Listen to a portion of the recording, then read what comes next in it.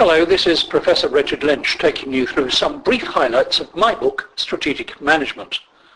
The topic is one of the most interesting and challenging in the field of business studies, but it's also complex and uncertain. It's not possible in these brief recordings to cover everything in the book, so the aim is to highlight some key points, chapter by chapter. Let's turn to chapter 1. We will first define the topic, then identify a couple of key factors. We then cover 3 core areas of strategic management, and finally we identify the 2 main approaches to the subject. Strategic management makes fundamental decisions about the future direction of an organization. It explores the environment surrounding the organization and the resources possessed by the organization. It then uses these to explore and define the organization's purpose. New strategies to deliver that future purpose are then developed. And it's this last part that represents the challenge, because many markets can change, new technology can alter the whole picture, and new competitors can enter the field.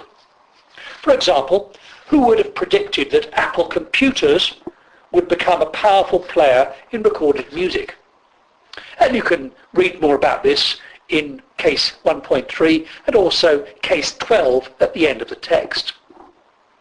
Of course, it's worth pointing out that organizations requiring strategy can also be in the public sector, just as much as Apple in the private sector. Within the subject of strategic management, there are a couple of subjects that are crucial. First, there is value added. Every organization needs to add some value in its activities. Otherwise, why does it exist? Value means profits in the private sector and service in the public sector. Second, most organizations need to consider their competitive advantages over their rivals. This topic underpins much of strategic management. Now let's turn to the next area from chapter 1, the 3 core areas of strategic management. These are, first, strategic analysis of the current situation, including a consideration of the environment, resources, and purpose of the organization. Second, strategy development, which essentially develops strategies for the future. And third, strategy implementation, which in theory at least takes the chosen strategy and sets out the activities to achieve this. Finally, in this chapter summary, let's briefly cover the 2 main routes to strategy development: prescriptive strategy processes and emergent strategy processes. Prescriptive strategy is essentially linear. It starts with analysis, then develops some options, then implements the chosen option. Emergent strategy is more circular and experimental. It starts with analysis, but then doesn't just choose one strategy.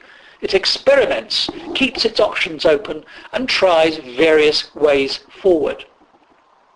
This crucial distinction is explored further in chapter 2.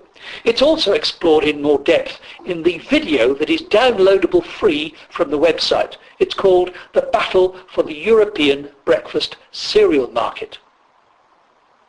Importantly, a leading survey of strategists in the 2007 Strategic Management Journal now suggests that the best strategic management comes from using both approaches, both prescriptive and emergent.